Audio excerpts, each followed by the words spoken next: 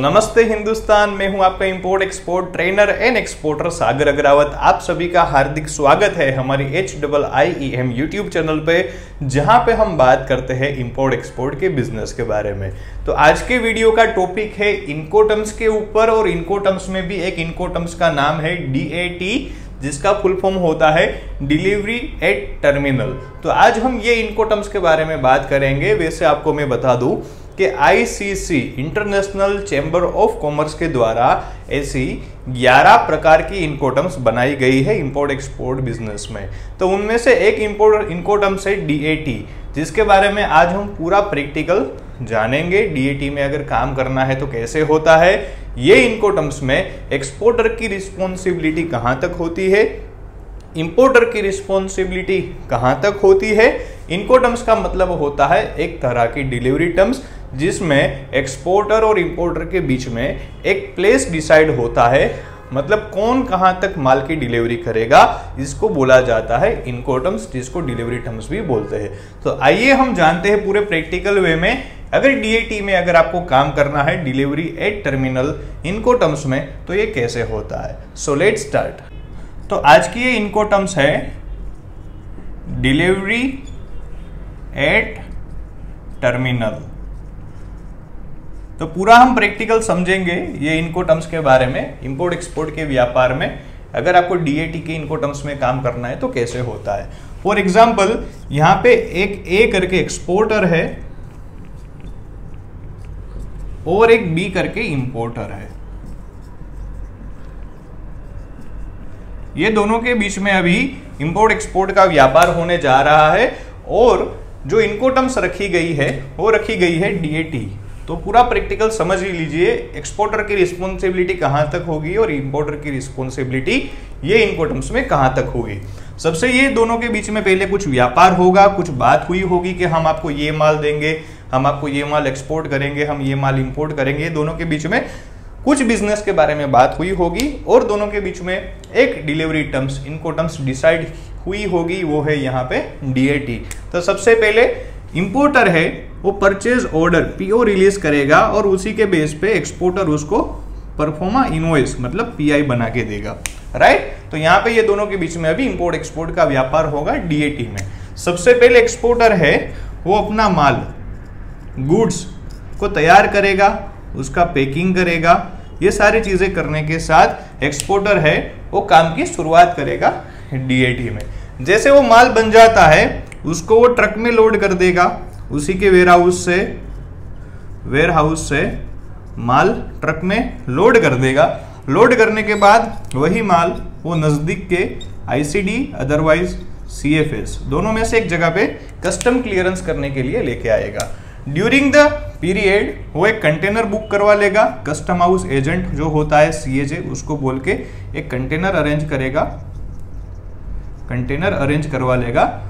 वो यहाँ पे रखा होगा CFS पे या ICD पे, जहाँ पे वो ट्रक में माल लेके आएगा, और वो कंटेनर है, फॉर एग्जांपल ये कंटेनर है, उसमें वो माल लोड कर देगा, राइट। उसी के साथ उसका कस्टम क्लियरेंस करेगा, कस्टम क्लियरेंस करेगा। उसी के साथ उसके डॉक्यूमेंट भी साथ में फाइल होंगे, डॉक्यूमेंट सारे, जैसे proforma invoice, packing list, certificate of origin, phytosanitary certificate अगर लगता है तो, अदरवाइज शिपिंग बिल, ये सारे डॉक्यूमेंट भी साथ में फाइल करेगा।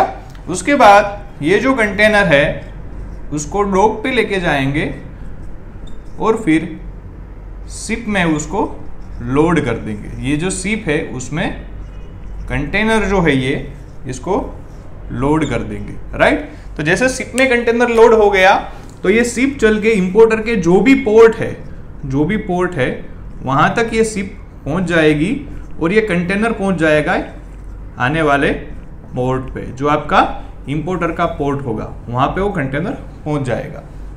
पोर्ट पे वो कंटेनर निकाल के उसको अनलोड कर देंगे। क्या कर देंगे? अनलोड कर देंगे।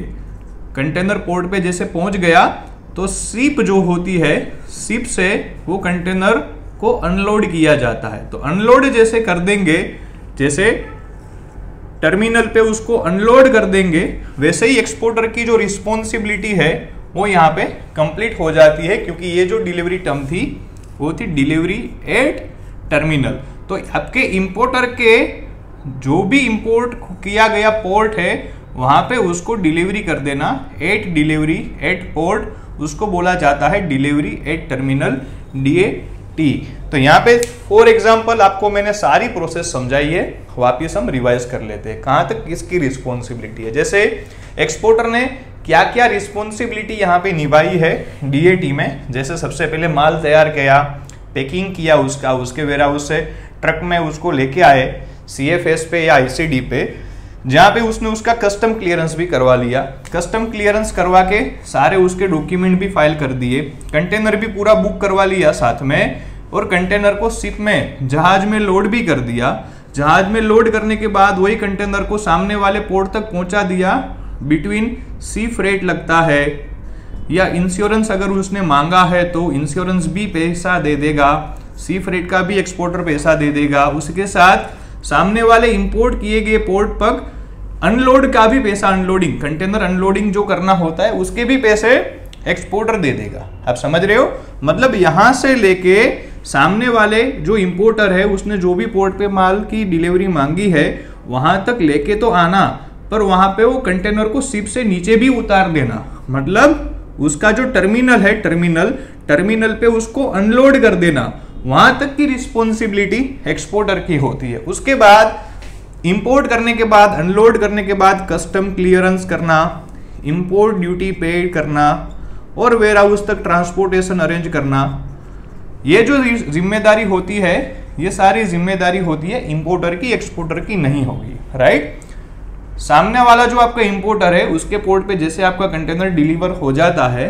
अनलोड हो जाता है, उसके बाद वही माल का custom clearance, import duty, transportation और वेयरहाउस तक लेके जाना, ये सारी रिस्पॉन्सिबिलिटी आगे का जो भी तामझाम है वो पूरा देखता है आपका इंपोर्टर, एक्सपोर्टर नहीं देखता है। तो एक्सपोर्टर की रिस्पॉन्सिबिलिटी कहां तक है, माल को तैयार करके सारी प्रोसीजर ये करके सामने वाले आपके इंपोर्टर के पोर्ट पे माल को अनलोड करवाने की, डिलीवरी एट टर्मिनल जो है इंपोर्टर जो है उसका जो टर्मिनल है वहां पे कंटेनर अनलोड करने की जिम्मेदारी एक्सपोर्टर की है। आगे की सारी जो जिम्मेदारी है, custom clearance, import duty, transportation, माल लेके कैसे जाना है, ये सारी जिम्मेदारी आपकी इंपोर्टर की होती है। तो अगर आपको कोई बोले कि हमें DAT, डिलीवरी एट टर्मिनल, इनको टर्म्स में काम करना है तो कुछ इस तरह से पूरे प्रैक्टिकल वे में काम होता है।